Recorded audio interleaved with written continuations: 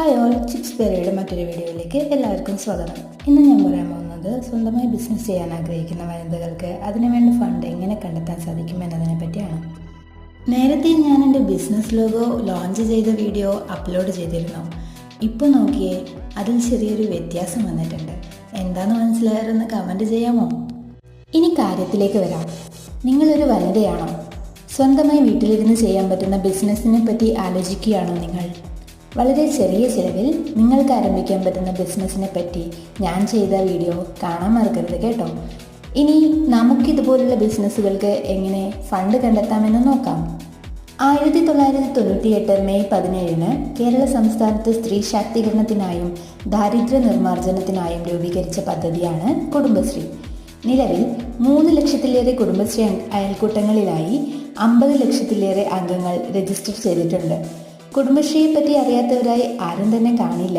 എങ്കിലും 18 വയസ്സിന് മുകളിലുള്ള 10 മുതൽ 20 വരെ വനിതകളെ ഉൾപ്പെടുത്തി രൂപീകരിക്കുന്ന ഗ്രൂപ്പുകളാണ് അയൽക്കൂട്ടങ്ങൾ.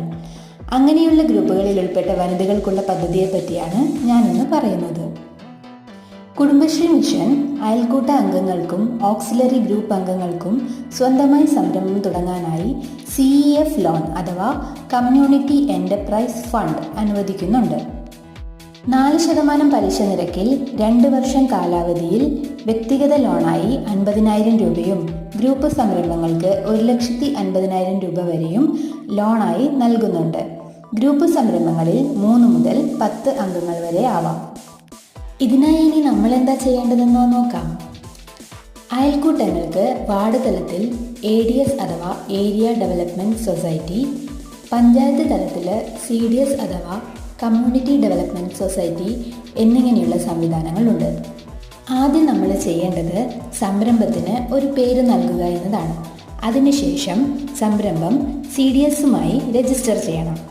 സംരംഭത്തിന് അനുവദിച്ചു തരുന്ന UID നമ്പർ ഉൾപ്പെടുത്തി ഒരു ബോർഡ് നിർമ്മിക്കണം. പ്രൊപ്രൈറ്ററിൻ്റെ പേരിലൊരു സീലും പിന്നെ ഒരു ബാങ്ക് അക്കൗണ്ടും വേണം. സംരംഭം തുടങ്ങിക്കഴിഞ്ഞാൽ വരവ് ചിലവ് കണക്കുകൾ കൃത്യമായി രേഖപ്പെടുത്തി അത് വർഷം തോറും ഓഡിറ്റിന് വിധേയമാക്കുകയും ചെയ്യണം. ഇങ്ങനെ ചെയ്തു കഴിഞ്ഞാൽ 1 വർഷം കഴിയുമ്പോൾ 10,000 രൂപ വരെ റിവോൾവിംഗ് ഫണ്ടായി നമുക്ക് അനുവദിച്ചു തരും. ഈ തുക തിരിച്ചടക്കേണ്ടതില്ല. ഇനി നിങ്ങളുടെ സംരംഭത്തിന് എന്തെങ്കിലും ഉപകരണങ്ങൾ വേണ്ടി വന്നാൽ അതിനുമുണ്ട് പ്രത്യേക ഫണ്ട്. ടെക്നോളജി ഫണ്ട് എന്നാണ് അറിയപ്പെടുന്നത്. ഇതുപയോഗിച്ച് കമ്പ്യൂട്ടർ പോലുള്ള ഉപകരണങ്ങൾ വരെ നമുക്ക് വാങ്ങിക്കാൻ സാധിക്കും. ഇനി സംരംഭം തുടങ്ങി പെട്ടെന്ന് എന്തെങ്കിലും നാശനഷ്ടമോ പ്രതിസന്ധിയോ വന്നു എന്ന് കരുതുക. അപ്പോഴും നിങ്ങൾക്ക് താങ്ങായി ക്രൈസിസ് മാനേജ്മെന്റ് ഫണ്ട് എന്ന രൂപത്തിൽ കുടുംബശ്രീ ഉണ്ടാകും. കൊറോണ മൂലം ജോലി നഷ്ടപ്പെട്ട് നാട്ടിൽ വന്ന പ്രവാസികൾക്ക് 2 ലക്ഷം രൂപ വരെ പ്രവാസി ഭദ്രതാ ലോൺ എന്ന പദ്ധതി കുടുംബശ്രീ നടപ്പിലാക്കിയത് അറിയുമായിരിക്കുമല്ലോ. അതുപോലെ സമൂഹത്തിൽ പാർശ്വവൽക്കരിക്കപ്പെട്ട കുടുംബശ്രീ അംഗങ്ങൾക്ക്, അതായത് വൃദ്ധർ, ഭിന്നശേഷിക്കാർ, ഗാർഹിക പീഡനത്തിനും അതിക്രമങ്ങൾക്കും ഇരയായവർ, അവിവാഹിതരായ അമ്മമാർ, വിധവകൾ, കിടപ്പുരോഗികൾ, മാനസിക ശാരീരിക വെല്ലുവിളികൾ നേരിടുന്നവരെ സംരക്ഷിക്കുന്നവർ, ആശ്രയ ഗുണഭോക്താക്കൾ എന്നീ വിഭാഗത്തിൽ ഉൾപ്പെടുന്ന സ്ത്രീകൾക്ക് പ്രത്യാശ എന്ന പദ്ധതി വഴി വ്യക്തിഗത സംരംഭത്തിന് 50,000 രൂപയും ഗ്രൂപ്പിന് ഒരംഗത്തിന് 50,000 രൂപ എന്ന നിലയിൽ 2.5 ലക്ഷം രൂപ വരെയും ലഭിക്കും. ഈ തുക തിരിച്ചടക്കേണ്ടതില്ല.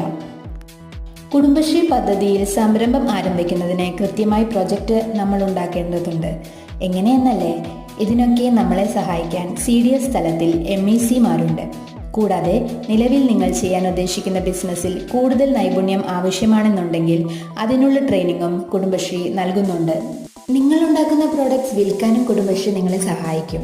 മാസം തോറും നടത്തുന്ന അതല്ലെങ്കിൽ ഫെസ്റ്റിവൽ സീസണിൽ നടത്തുന്ന കുടുംബശ്രീ വിപണന മേളകളിൽ നിങ്ങൾക്ക് നിങ്ങളുടെ പ്രോഡക്റ്റ്സ് വിൽക്കാം. ഇനിയും എന്താ ആലോചിക്കുന്നേ? ഇതിലും നല്ല അവസരം വേറെയുണ്ടോ? സംശയങ്ങൾ അവസാനിക്കുന്നില്ല അല്ലേ? എങ്കിൽ എത്രയും പെട്ടെന്ന് നിങ്ങളുടെ സംശയങ്ങൾ കമൻറ്റ് ചെയ്യുക. കൂടുതൽ വിവരങ്ങൾക്ക് നിങ്ങളുടെ അടുത്തുള്ള CDS ഓഫീസുമായി ബന്ധപ്പെടുക. വീഡിയോ ഇഷ്ടപ്പെട്ടാൽ ലൈക്ക് ചെയ്യാൻ മറക്കരുത്. കൂടുതൽ വീഡിയോസിനായി സബ്സ്ക്രൈബ് ചെയ്യുക. Thank you.